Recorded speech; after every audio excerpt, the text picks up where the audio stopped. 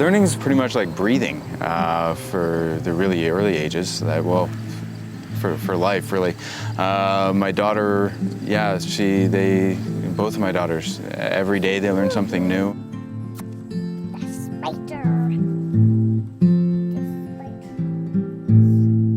It's absolutely phenomenal to look at them explore things by themselves. They just absorb everything like little sponges, and I think that our role in that is really to support that and to create or make sure that they're exposed to a very stimulating environment in that early stage.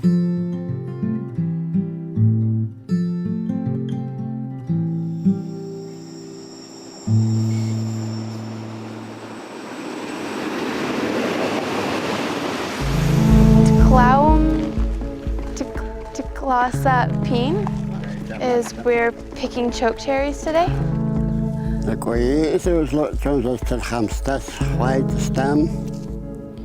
He's saying, when I was a little girl, I always wanted to know everything that was happening. I was very curious.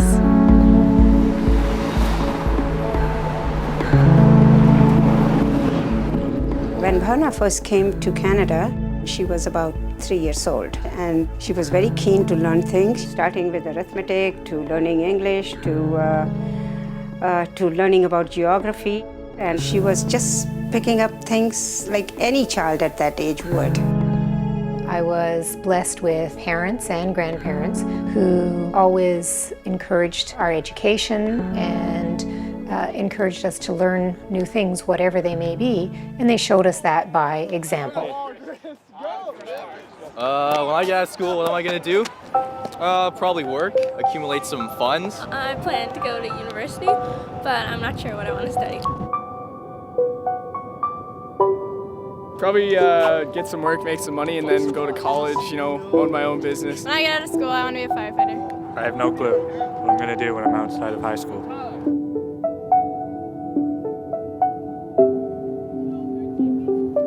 When I get out of school, I'm going to be a pilot. A real commercial pilot. I'll be a soccer player, maybe. In my age group, my friends and people I know were either going straight off to university, entering the workforce, or traveling abroad because they weren't quite sure what they wanted to do after high school. I realized I wanted to go to university when I was a little girl because it was something my parents had always said to me, that I would go to university. And it's a little bit scary, but this way I will be better prepared to face the world, I feel.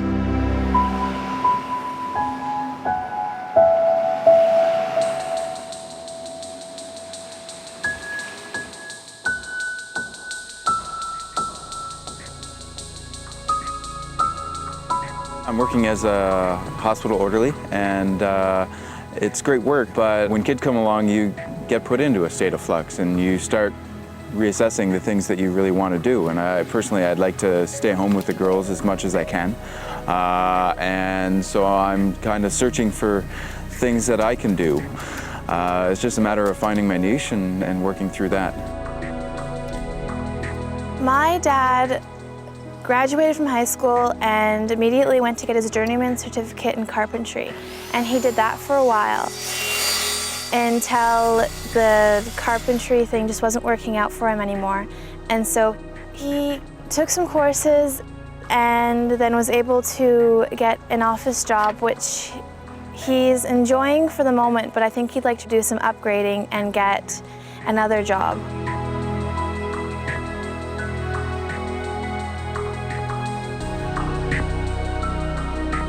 I've been a public servant, I've been an inventory coordinator, I've worked with the military, I worked with a newspaper. I've been a waitress, a nurse, an accountant, and a library technician. I've done everything from tree trimming to helping out at a car dealership. After my father's death, we had to get my mother here, and she needed a lot of help in terms of doing things outside of the home. So there were a few things which I used to take as extracurricular activities, but I couldn't because of looking after her. Not that I resented it, but that was the way life was.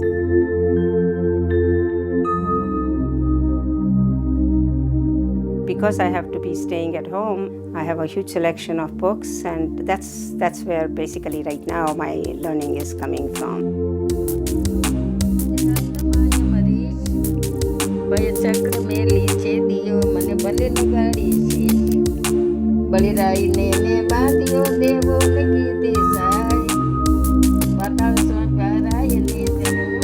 We're frequent flyers to the library. It's an amazing resource for adults but also for children, so we read a lot.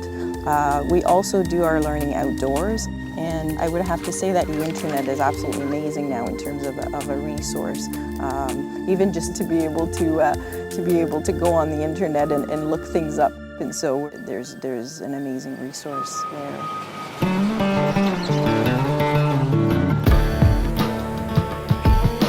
Test 1, 2, 3. Test 1, 2, 3. Does that sound okay? Several months ago, it was my grandmother's 100th birthday, and it gave me time to reflect on her curiosity and interest in many things, which has then been passed on to her grandchildren and great-grandchildren. I really appreciate that my family has always placed such a great amount of importance on learning. My mother is a doctor, and she is always able to fill me in on medical related things, and my father would always be teaching me about fixing things or about computer problems. And whenever I made a statement or a comment, my brother, who's now training to be a lawyer, would always challenge me on that. So I always had to keep up to date and make sure everything I said had factual basis and all my references checked out. Sochum ui. Sochum ui? Yeah, ice knap when you're swimming. Okay. The language I'm learning from my grandparents is Secwepemctsín. Ach. Yeah, dripped. Raindrop. What does that mean then? Face is wrinkled? I'll have to remember that one for my brother. It's quite confusing, but it also helps me to remember what my ancestors must have gone through because the words are very descriptive.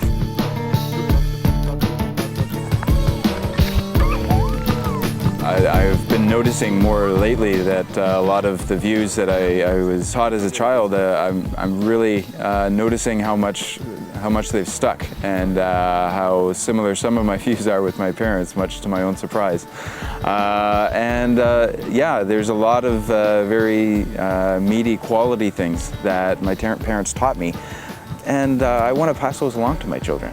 And at the same time, they're teaching me so much, just, you know, different things, how to watch the bees fly around, and how to just observe life as it comes at us. Okay, Grandma, can you step a bit closer to Grandpa? 1, 2, 3, cheese. Awesome. I think when you stop trying to learn, I think you're limiting yourself. Learning is lifelong joy, provides meaning, and nourishes the imagination. Can you just hold it? And then this silver button up top, you just have to press it down all the way. The benefit of lifelong learning is you really feel part of the world. Okay. You really feel part of your community. Should I take it or?